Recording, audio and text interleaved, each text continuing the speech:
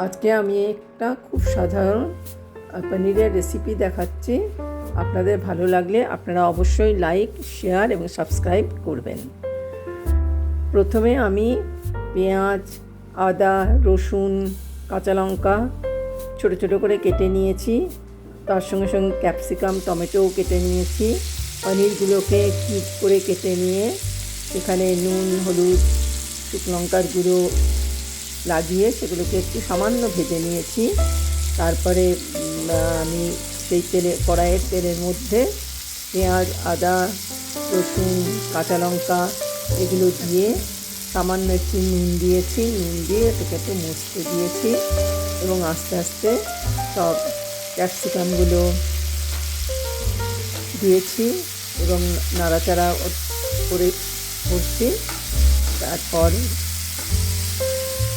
Capsicum এবং এগুলো মজে যাওয়ার পরে আস্তে আস্তে গাজর দিয়ে দিয়েছি।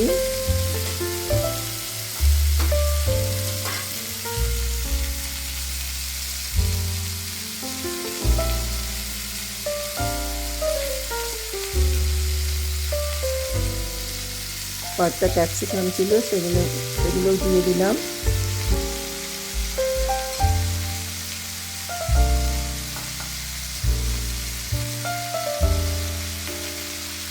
আর এরপর টমেটোগুলো সব দিয়ে দিয়েছি।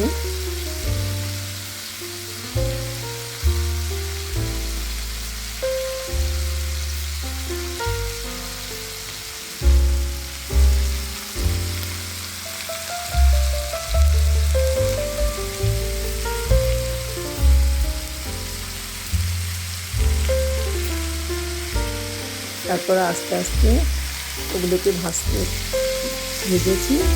ভাজার পর যাতে নরম হয়ে যায় সেরকমভাবে রাখছি।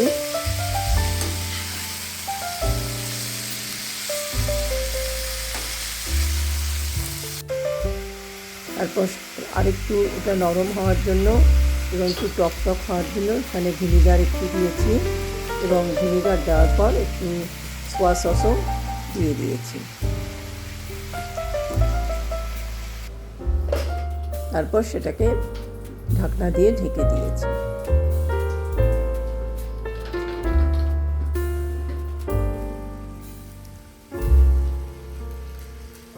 তরি তরকারিগুলো মজে গিয়েছে, তখন যে পনিরগুলো ভেজে রেখেছিলাম সেই পনিরগুলো তার উপরে দিয়ে দিয়েছি।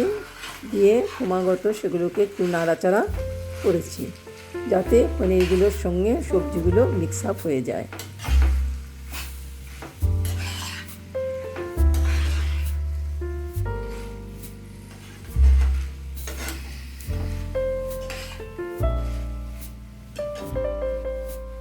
তারপর একটু টমেটো সস দিয়েছি।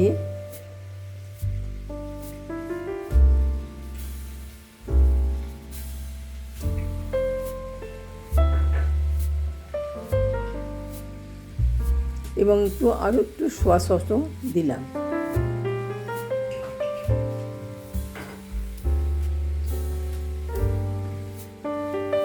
তারপর আরেকটু নাড়াচাড়া করে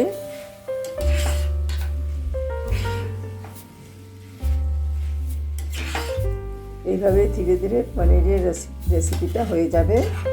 এবং আপনাদের যদি ভালো লাগে এই রেসিপিটা তাহলে আপনারা অবশ্যই লাইক, শেয়ার এবং সাবস্ক্রাইব করুন।